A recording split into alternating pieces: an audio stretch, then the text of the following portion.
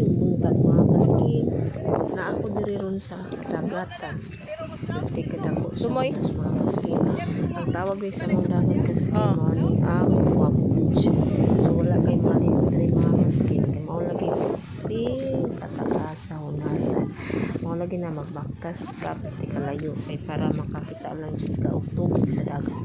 Mao ni kaskin, so di nga po ko ani kay daghang nakuha ng mga kasag. So pag uli na ko sa balay ni mga kaskin, sudan daw ko kasag. Kanang mga gagmay nga tubig ng mga kaskin daghan og kasag. So lingat po panako. So padulong na po ko sa dagat mga kaskin nang naitubig kay para makalikot sa dagat kay mo lagi ning ubok sa ilo. Kay nung kanila tambal man mga ubok sa ilo ni mga kaskin ng dagat. So perti ni kay mga kaskin tos kay nga man sad kaayo. So kita ginikan ta mga syudad ang gusto naton diri sa bukid ang dagat tayo ang buwan. Pero di man kalinaw na usasabot syudad wala ko dagat mga kaskin. So mga kaskin na nato diri padulong na ta sa tubigan sa dagat.